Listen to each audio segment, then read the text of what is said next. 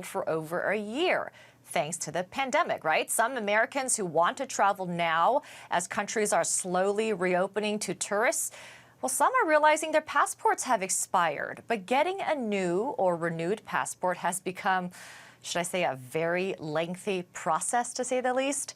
The State Department says the pandemic created a backlog of more than 1 million applications, and the current wait time for a new passport is 18 weeks. Pre-pandemic, it was about 6 to 8 weeks.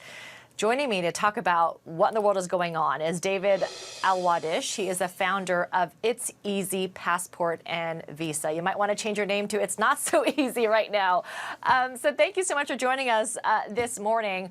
Tell us about, what's going on. I got to tell you, I wanted to do this interview because my friend just went through this. I was trying to help her. She decided to travel out of the country and then realized a week before her flight that her son's passport had expired. And she was looking for appointments online through the State Department, and there was not one passport agency appointment anywhere in the country. She was willing to fly. Tell us what's going on and how bad is this backlog? I think it's unprecedented from what I've seen. I think for me, I haven't seen this in 40 years. I mean, I haven't seen this since cars were all black. But in all fairness, I haven't seen ever in my lifetime a pandemic. So I think that the Department of State, in all fairness to them, is really suffering from the aftermath or being involved in this pandemic. I think that they're shorthanded. My gut feeling is that a lot of contract workers that used to do passports when they were maybe laid off during the pandemic, maybe didn't come back, and they're overwhelmed by the sudden rush of passports. And this is affecting everybody trying to get one because they're very precise in what they do.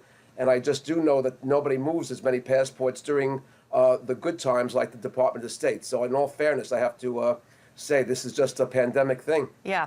Tell me about your experience, and are you overwhelmed with requests for help? Because I'd imagine your agency helps people get passports or passport renewals.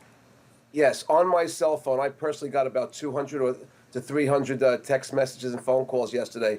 And short of wanting to blow my brains out, I wanted to handle everybody, and I'm probably taking this weekend to try to figure out what people could do to make their flight and try to give them suggestions of where to apply for an appointment and how to get one and so on and so forth. It is to some degree, while your friend didn't find an appointment, it may be a constant, click and refresh, click and refresh, click and refresh.